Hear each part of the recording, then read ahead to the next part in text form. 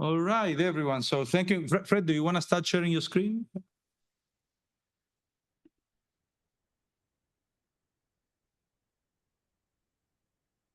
Excellent. Excellent. Okay. All right, everyone. So welcome back to the UQ Philosophy Seminar. And this time I have the great honor and privilege of having Professor Fred Kroon, who is emeritus at the University of Auckland and has written a number of books.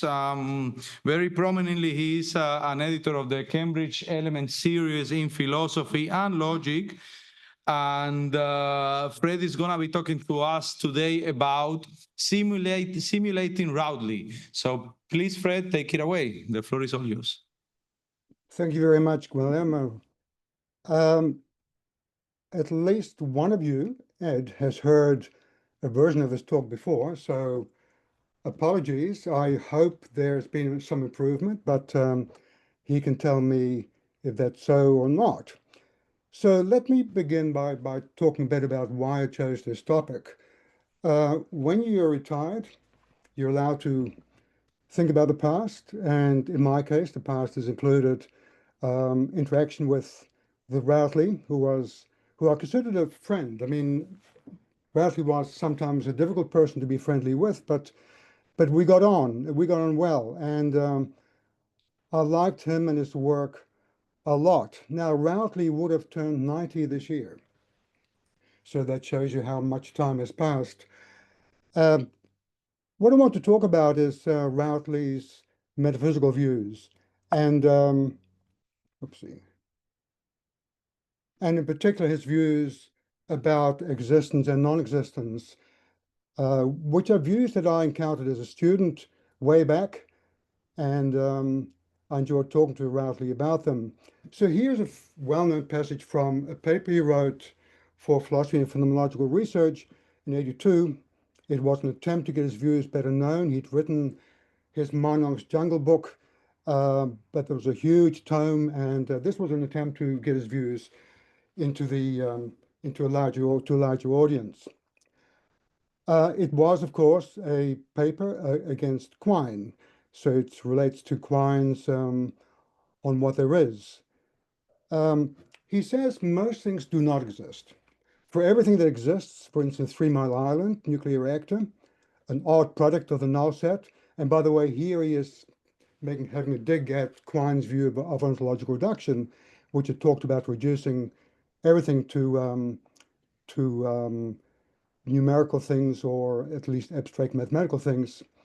For everything that exists, there are several things that don't exist, abstractions beginning with a null set and the property of being that reactor. And there are a great many abstractions other than those directly generated by the null set and things that exist. These truths, he says, we hold to be elementary, and we're not self-evident, they can be argued for. And then a footnote points us to Exploring Monong's Jungle and beyond, this huge tome of more than 1,000 pages, where he has the arguments for his view. And he calls the view nonism, for none of these things exist. But then he begins complaining. Quine, however, in a very bold stroke, has stolen much of the terminology we ordinarily use to state and argue for these elementary facts. And as far as most philosophers are concerned, he's got away with it. So what did Quine get away with? Well, for Quine, there are just, as you will know, just the classical quantifiers, universal and particular.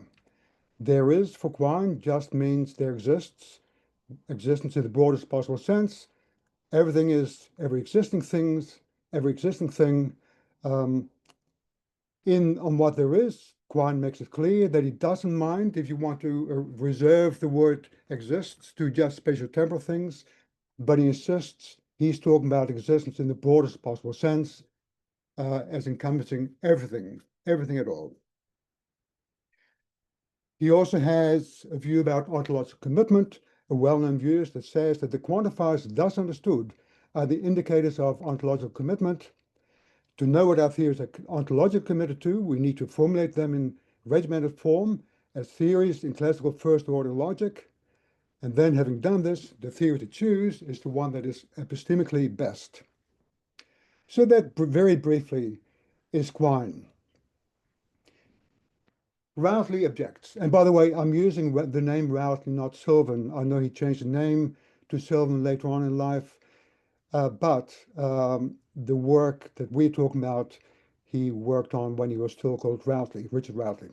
According to Routley's nonist rebellion, there are two particular and two universal quantifiers. There's first of all, there is understood in a neutral way, and then there exists understood as existentially loaded, definable from the neutral one by means of the existence predicate. So there exists something that is phi is just to say that there is, in the neutral sense, a phi, and this phi exists, and this thing exists. And then for Routley too, to exist is to be part of the spatial temporal world or to have causal powers. He's a bit vague about what precisely he wants existence to be, but this is the best guess we can make as to what existence is for Routley. And then, as far as ontological commitment is concerned, he says the epistemically best theories are bound to quantify neutrally over lots of things rejected by Quine: golden mountains, round squares, numbers. Quine accepts numbers, so numbers are not included, pexes and so on. But he says this does not show that the theories are ontologically committed to these things.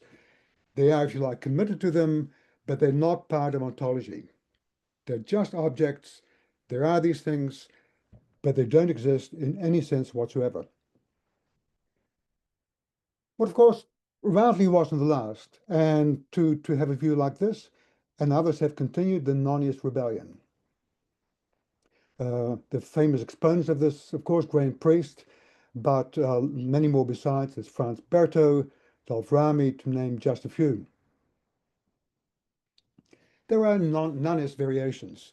So Graham thinks that Graham prefers something to there is for the neutral quantifier. He tends to think now that there is really tantamount to there exists, so he tries to avoid it. So he prefers something for where you're talking about things like the gold mountain, something is a gold mountain, and so on. But for all nonists, lots of things don't exist. Or if you like, there are lots of things that don't exist. Quinians and many others uh, claim they can't make any sense of this. So here are just a few quotes. I really cannot understand relentlessly Meinongian quantification at all. To me, it is literally gibberish or mere noise. And that's Lycan in The Trouble with Possible Worlds. Here is Van Inwagen. In some, there are no things that do not exist. This thesis seems to be so obvious, to me so obvious, that I have difficulty in seeing how to argue for it. And that's in this well-known work, Meta-ontology. Here's Kripke. It couldn't have been the case that something didn't exist. Things are not of two kinds, existers and non-existers. And that's in reference in existence. And here's Stanley, Jesse Stanley. Surely there are no non-existent objects. Surely that's a truism, if anything is. This is just a sample of quotes. You can find many, many more, of course, with to the same effect. And by the way, all of these people continue maintaining this view to the end. So they still maintain them, quickly maintained it to the end. But obvious reaction to this is to say, surely we should try to understand nonism and deal with the doubt it throws up. And if we don't like the data, we should try and show why we should discount it. So I think what we need at this point is a hermeneutic approach.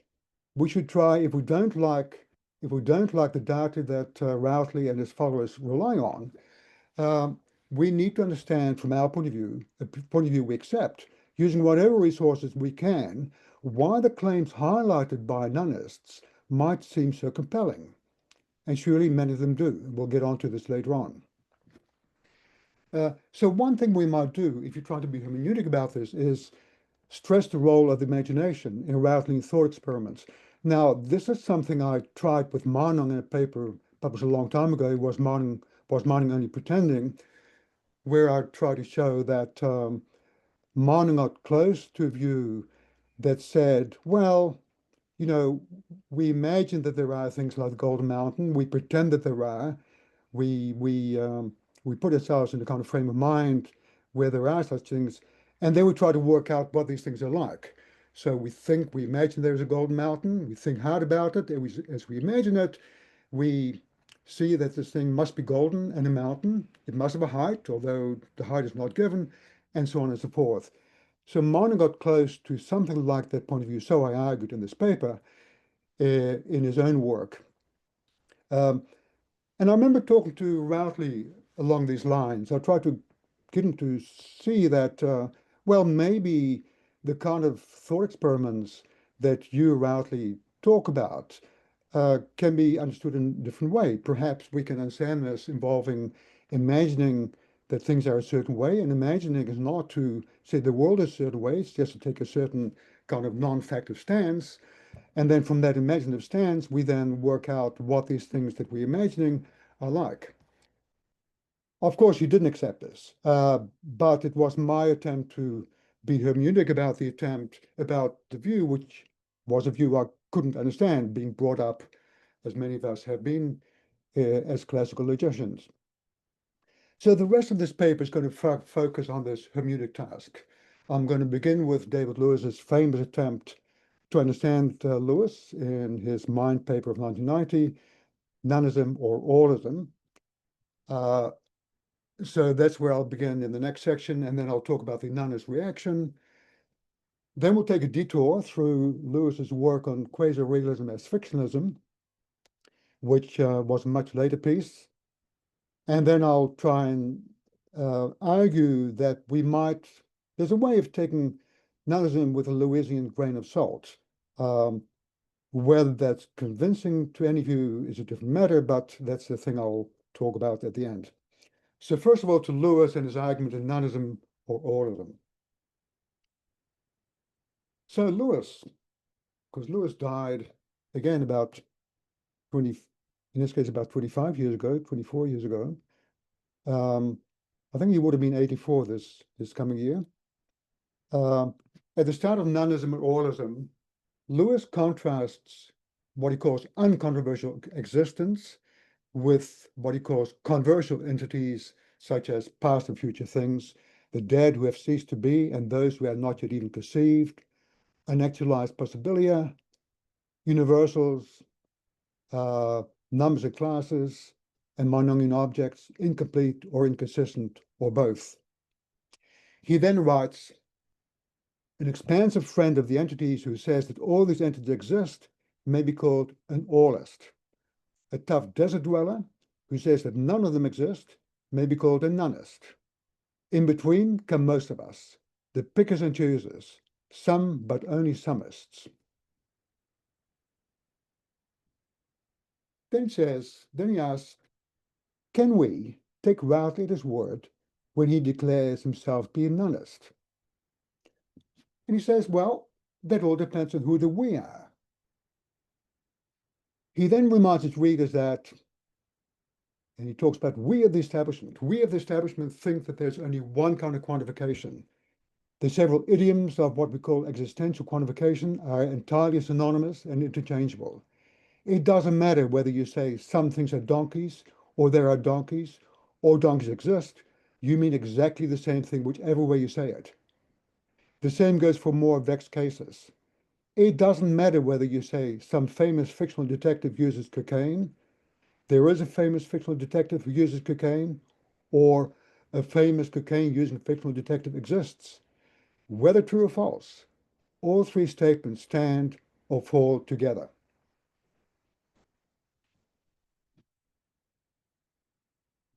So how should we translate Routley? In the end, Lewis thinks the best translation hypothesis is simply the one on which we of the establishment determine the meaning quantification. And of course, we of the establishment have only one kind of quantification, one kind of universal quantification, one kind of existential quantification. As he puts it, our one quantification corresponds not to Routley's loaded quantification, but rather to his most expansive quantification, to his existentially neutral quantification. Once we do that and use that translation manual, Routley holds that all the controversial items exist. That makes him no true nonist, but rather an allist. That's a good thing. Routley wouldn't have thought so, but certainly Lewis thought so, because Routley's heresy thereby becomes more intelligible from the standpoint of orthodoxy, and reciprocally, orthodoxy becomes more intelligible from Routley's standpoint as well. So that's the hypothesis that Lewis goes for. Neutral quantification is our one quantification. The other main hypothesis, the one rejected by Lewis, is the one that says our one quantification is Routley's loaded quantification. He thinks that there's no such virtues, and it's got one big vice. The vice? Well, it's this. From the establishment point of view, Routley purports to quantify without quantifying. For when he quantifies neutrally, he is not quantifying in the one and only way there is to quantify, since, ex hypothesi, the one way is the loaded way. This we find altogether unintelligible. So this reminds us of Lycan's claim, nonist quantification to me is literally gibberish or mere noise.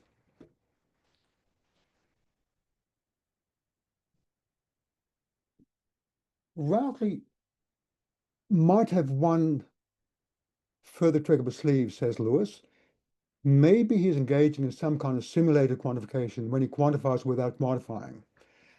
Says Lewis, well, that's something we can understand and often even accept. So take substitutionalists.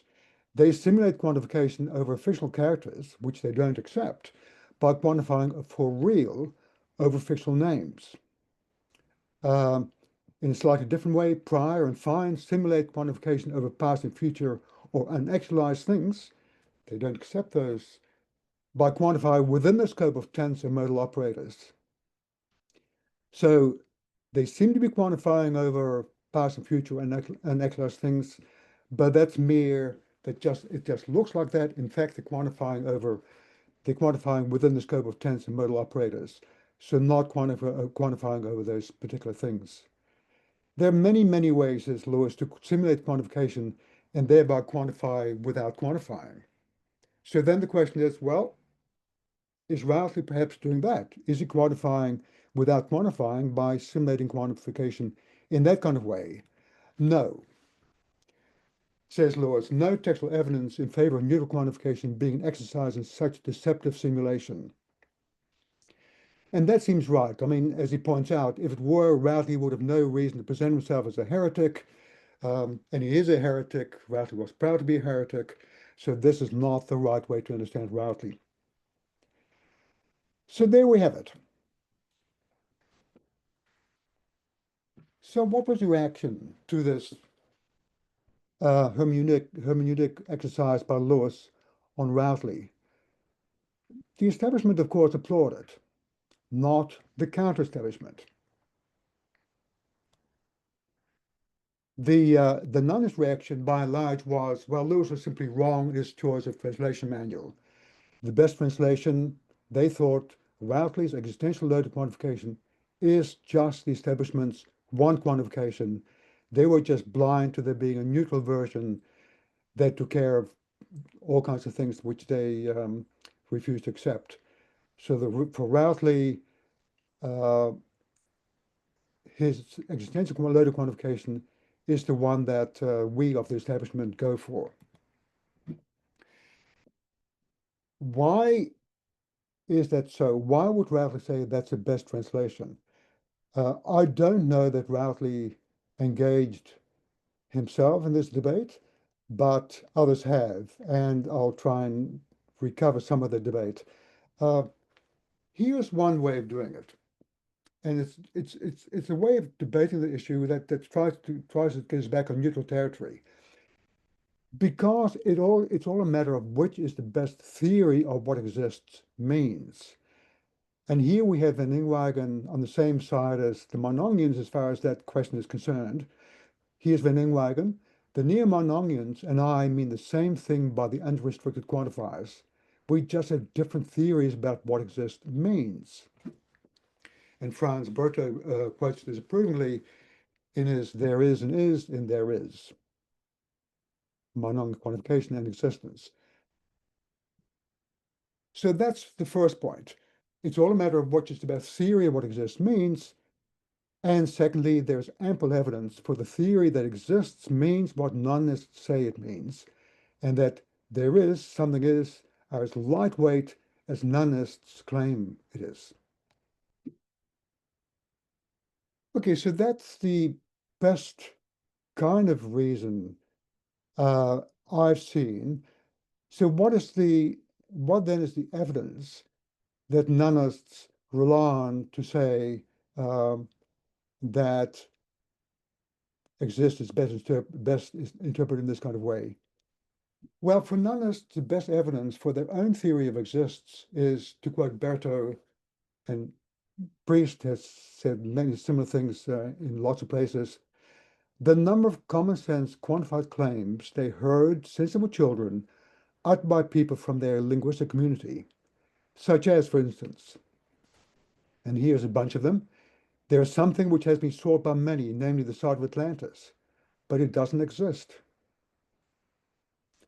I thought of something I would like to give you as a Christmas gift, but I couldn't buy it for you because it doesn't exist. Is an example that Graham likes to give. Some of the things you're talking about don't exist. Um, so a number of these examples are also found in Ed's work. Some of the gods are tempestuous, but of course no gods exist.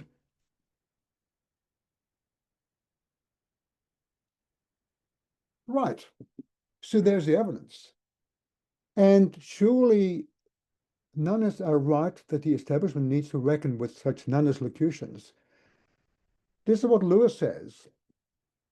Lewis says our main fault, Routley should say, is that we are blind to the distinction between what exists and what does not. And a lesser fault is that we cripple ourselves by our unwise cutting down of neutral quantificational commitments. Well, I think there's a point to this complaint on the part of nonists. I think we of the establishment are often quite dismissive of the evidence that the nonists appeal to. We might try to offer paraphrases or say there must be paraphrases, but surely the nonists are right to say, look, something's got to be done with this evidence. And of course, nonists think that the right way to deal with the evidence is to say that their theory of exists is the right one. And on their theory of exists, there are these two different quantifiers.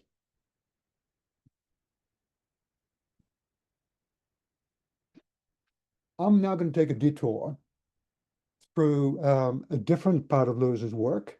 This is Lewis's paper on quasi-realism as fictionalism. And again, it's a paper I like to appeal to because it's sort of it's close to work I do myself. But this paper was the last paper I believe he ever gave in Australia at a conference. I think he gave it in a conference in Melbourne, as I recall. Uh, So recall that Lewis rejected the idea of simulated quantification as a way of understanding how Routley quantifies without quantifying, right? So don't try to understand Routley by smuggling an appeal to operators or something like substitutionalist quantification. Routley just doesn't do this. But in quasi-realism is fictionalism, which is found in the Mark Calderon collection, Fictionalism as Metaphysics, in Metaphysics. Lewis suggests a different model of simulation. He says we may simulate someone saying X without either endorsing it or paraphrasing it, putting it, say, in the scope of operators, or doing something like the kind of thing that substitutionalists do when they quantify with fictional characters. He takes as his target Blackburn's quasi-realism about morality, which is a view that for Blackburn is as close to realism as you can get without it being realism as such. And Blackburn asked, once my agreement with a realist is exceptionalist, as he thought it was, Why doesn't that prove that I'm a realist too? So Blackburn comes close to saying that he's a realist. In fact, the only reasonable kind of realist, a realist whose work is informed by the kind of correct human approach to morality.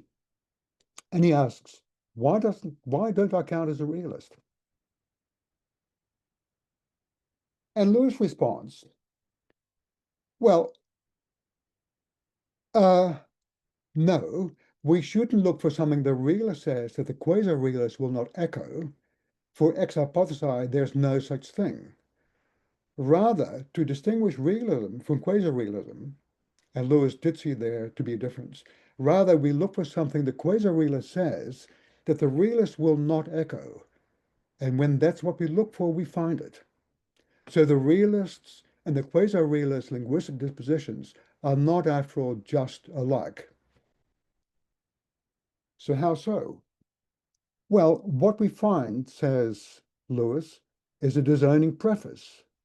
A preface, explicit or implicit, that, to quote Lewis, robs all that comes after of esoteric force. So the conclusion that Lewis derives is that fictionalism is an easy way to achieve the vowed aim of the quasi-realist, to earn and exercise the right to echo the moral realist while avoiding his errors. The fictionalist is willing to say everything that the moral realist says, provided that he has first provided his disowning preface. Here it is. Let's make believe that moral realism is true, though it isn't. And thereafter, having provided this disowning preface, whether explicitly or by just showing that's what he meant, thereafter he says just what the realist does, including whatever the realist may say about moral properties and facts, the objective truth of moral judgments, and so on and so forth. I should say that Blackburn himself didn't accept this reading of his work. As you might know, he has a response in the same Calderon collection where it says that his quasi-realism is not a fictionalism. With quasi-realism, there's genuine belief, whereas with fictionalism, you don't get real belief, you get just a pretensive belief. There's a big debate about whether Blackman is right to say this, but I'm going to put that debate aside, and I'm going to go on to my last section, which is, can we learn from this? Should the establishment take nonism with a Lewisian grain of salt, a grain of salt informed by the last bit of Lewis we've just been looking at?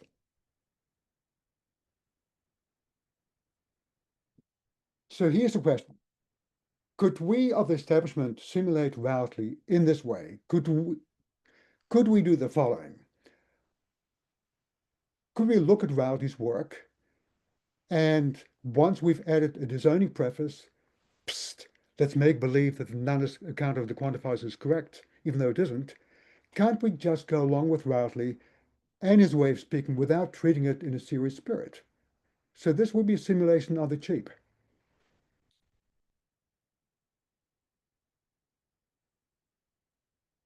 Bad idea. Lewis would have been appalled. For a start, to take that approach would be to take nonism as a view worth simulating. It would give nonism a kind of status that it doesn't deserve. Remember, for Lewis and for the others we quoted against Routley, um, the kind of quantifiers that you find in Routley, taken literally, is just gibberish. Um, and to take um, nonism in this kind of way, to treat it virtually as a default that we then have to treat in make-believe spirit, would be to take it far too seriously. And the other problem is, it is to get into a fight with a nonist that may be hard uh, for the classical logician to win. Here's why. In any game of make-believe, there must be real facts that make certain claims make-believe worthy or pretend worthy and others not. If you're playing a game of, rocks are bears, for example, kids are playing a game of make-believe, they've got sticks and they pretend that the rocks are bears and they poke rocks with their sticks. And when they do so, it's the fact that they poke a rock with a stick that makes it true in the make-believe that they're poking a bear with a stick. So there's certain real factual claims that then make certain make-believe claims pretend worthy.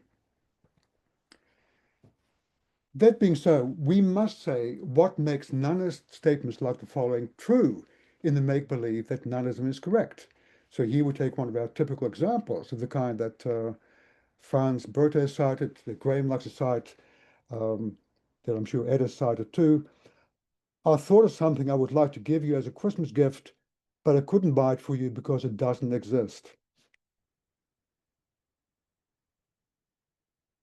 If you then want to say what the actual facts are that would make that true in the make-believe that Routley's account of nonism is true, um, it's kind of hard to go beyond saying, well, it's just that I thought it's something I would like to give you as a Christmas present, but I couldn't buy it for you because it doesn't exist. It's kind of hard to find anything like a paraphrase that would count as the factual background that would make that sort of claim true in the make-believe. So that's going to be the worry for those who just try to use Routley's view as a default game that we want to make believe. So I think that's not the way to do it. Uh, so I think that's not the way in which we're going to save Routley's way of talking in classical terms. I think it's best not to start with the framework of nonism. This is the way we've just been looking at, I'm just rejecting now. Best not to start with the framework of nonism and then add a disowning prefix. A better alternative is to be more discerning in the way we apply disowning prefixes. So that's the approach I'm going to take. But to motivate it, I'm going to emphasize how unusual and complex a framework nonism itself has become. Um, so I think I want my count to begin to look plausible when you begin to see how, odd in many ways, nonism, modern varieties of nonism, have become since Routley first began writing. So contemporary nonists tend to stress nonism's simplicity and naturalness compared to other views in the terrain. So Ed's work is often regarded as an exemplar of the kind of view that tries to do the same kind of thing, but then nonists say they can do it better, it's more natural, because Ed uses two modes of predication to deal with the same phenomena. And contemporary nonists even think that's true of Routley's way of doing nonism. For Routley, there were two different kinds of property, nuclear and extranuclear properties. That was the way he could make sense of, that's the way he tried to make sense of Marnongian data. And contemporary nonists don't like this. So the most sophisticated kind of nonist view which has emerged is modal Marnongianism, to use Berthe's term for this, which is theory according to which the Golden Mountain is actually not golden or a mountain at all, unlike the way it was for Marnong. So modal Marnongians accept non-existent things. They accept nonism, what nonism has to offer, but they give it a certain twist. So for their version of nonism, the Golden Mountain is not actually golden or a mountain. It's golden and a mountain at worlds where it exists. And at the actual world, the Golden Mountain doesn't exist. At the actual world, the Golden Mountain is a non-existent thing that Marnong perhaps has thought about, that a lot of people theorize about, but it's not golden, it's not a mountain. So this is all because the Golden Mountain doesn't exist. And predicates like golden, mountain, detective, and so on, unlike predicates such as thought about and so on, or exists, are not doesn't exist, are existence entailing. So for modal monomians, most of the ordinary predicates that for someone like Routley were kind of ordinary predicates, he called them nuclear predicates. For them, they're predicates which are existence entailing, so you can't have a golden mountain which doesn't exist. Okay, so now keeping in mind what modern monomians like that say, return to a statement like, I thought of something I would like to give you as a Christmas gift, but I couldn't buy it for you because it doesn't exist. And ideally, I would look at all the different examples we'd be looking at and try and look at them in the same kind of light as I'm going to with this example. Suppose we expand that example to the following. I thought of something I would like to give you as a Christmas gift. It's a red flying Ferrari, but I couldn't buy it for you because it doesn't exist. That to me sounds like a perfectly standard way we might expand the first statement. Um, Problem is, modern nonists agree that all red cars exist. Red car is existence entailing. Uh, so that's a problem because it seems that then that the thing that we want to give to our friend is a thing which exists because all red cars exist, and what we want to give to the friend um, is a red Ferrari. Modern nonists may well say, in fact, they do say, I'm pretty sure, that the thing I thought of isn't a red Ferrari exactly. It's something that's merely represented by me as a red flying Ferrari. That's the sadly non-existent thing I want to give to you. It's just a flying Ferrari, red Ferrari, in another world in which it does exist. But in this world, um, no existent thing is a flying Ferrari. But the problem is, I want to give you a red flying Ferrari, not something I represent as a red flying Ferrari. So it's hard to see how that that way of modifying the statement gets to the real thing that our claim says. So let's again look at the statement. I thought of something I would like to give you as a Christmas gift. It is a red flying Ferrari, but I couldn't buy it for you because it doesn't exist. So there we're not talking about the thing which is represented by me as a red flying Ferrari. I wanted to give you a red flying Ferrari, full stop. Okay, so what to do? Well, the first point to note is that on reflection, everyone should agree that none of the locutions of the kind that seem to give us the best evidence for something like a Routleyan view, they're really, really puzzling. And none is theorizing just adds to their mystery. It doesn't give them a clean solution to how to understand them. It just makes understanding them a real puzzle. So here's what I want to try.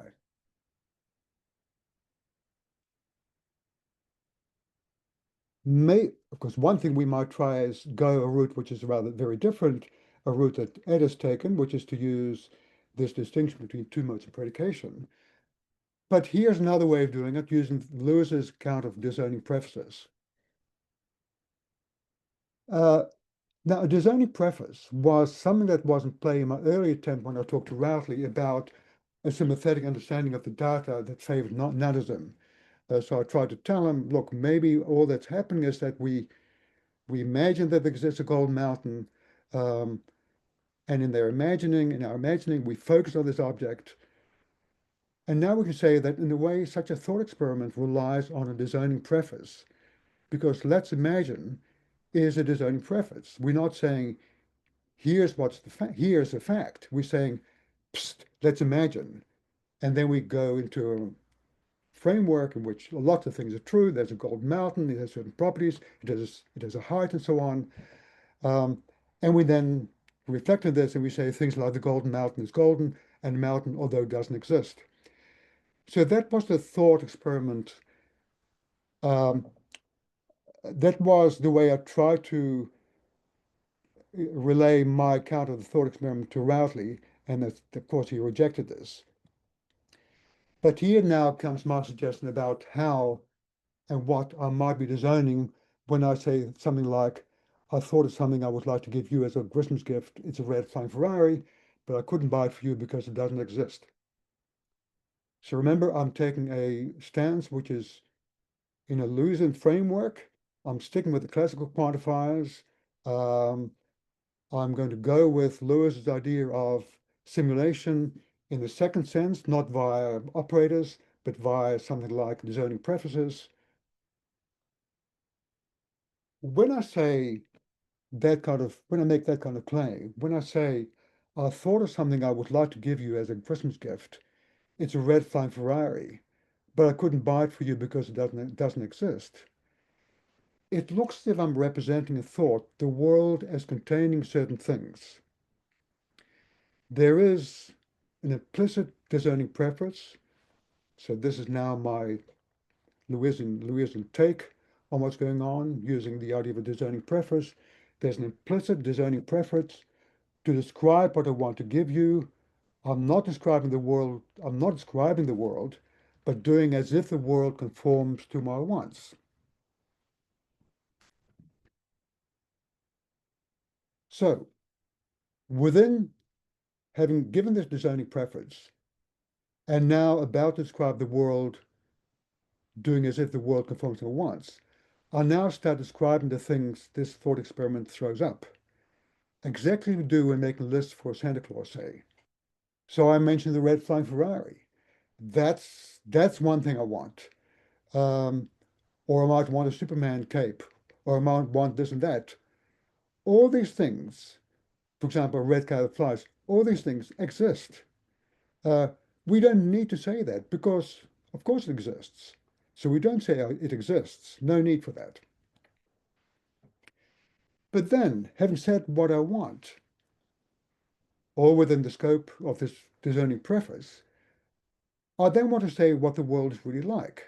I don't want to just stick with the world as it is according to my wants.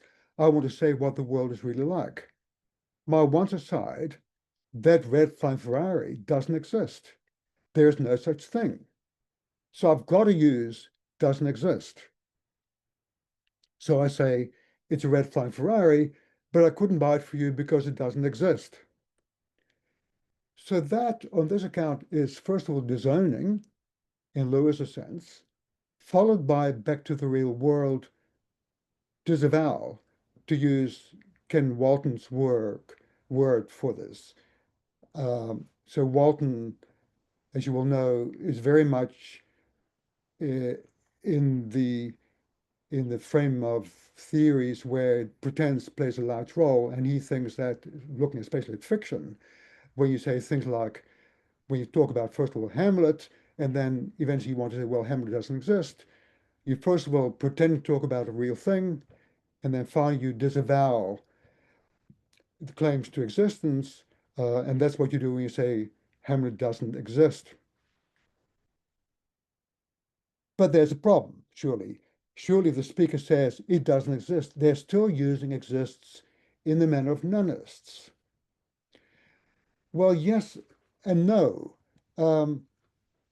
In taking the form of the nonist locution at face value, it does indeed say that something doesn't exist. But the explanation of what makes such a claim true invokes a combination of disowning and disavowing within a framework that I'm assuming is still classical. So, just repeating some of the stuff I've been saying, within the scope of the disowning preface that I'm describing the world as I want it to be, not how it is, I'm drawing on the establishment classical way of understanding the quantifiers when I say or imply that exists, a red flying Ferrari. Then comes the disavowal. it doesn't really exist. If you're in the establishment and you're willing to go along with this kind of explanation, the problem is a bit different. You're working with a idea of existence which is universal. Everything exists. That's a Quinian account that people like Van Inwagen, Kipling, and so on all buy into. The problem then is, given that universal sense of exists, how are we to understand it doesn't exist in this kind of explanation? And that's a problem that Kripke famously struggles with in Reference on an Existence, his John Locke lectures of 73, which appeared in 2013, when in the final lecture he finally gets to deal with negative existentialists. How do we understand them? Well, it's a problem. But anyway, for the establishment, even for Lewis, although Lewis doesn't, in fact, have much to say about this problem anywhere, I think, for the establishment, this is a hard and separate problem. But it's a familiar one for those interested in the philosophy of fiction. So if you work in fiction, this is kind of bread and butter stuff. It's also bread and butter stuff, of course, for anyone who deals with problems of the kind. If you want to give a realist account of fiction or account like Ed Zelter, you've got to deal with it. In the case of, from my point of view, the best kind of way of showing why the way I want to do the thing has some appeal is to give the following kind of example. Very often when we talk about things in fiction, we very explicitly talk about the things existing. So here I might tell a story to a kid and I might say, let me tell you about Max, the cruelest monster to ever exist. And you get the response, no. And then I respond, wait, don't cry. Max doesn't exist. It's just a story. Now, that sounds like a contradiction, so I usually would add, Max doesn't really exist. It's just a story. Now, how to understand this disavowal, Max doesn't really exist, is a really hard problem. But what I'm assuming here, and this is, of course, work that people have done or are working on, is that some kind of account can be given of how to understand these negative existentials in a way which is still consistent with an account that says that existence is universal. So that's very briefly, that's the account I want to go with. I've done it very sketchily, but if something like that kind of hermeneutic story about nonist locutions work, then there are a number of options that we could explore. And I'll just very briefly mention them. This kind of story, the story I've told, might be told as an actual hermeneutic account of what underlies nonist locutions, a kind of hermeneutic fictionalism about nonist discourse. So that's one way you might do it. Another way might be to say, well, this is a possible way to motivate nonist locutions from the establishment point of view.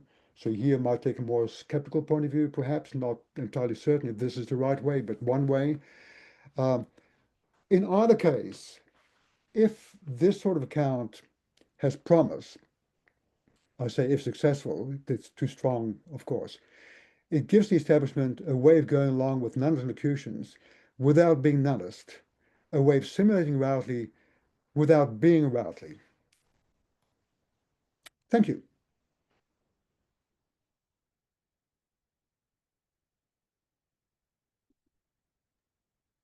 Can I stop the share? One Stop. second.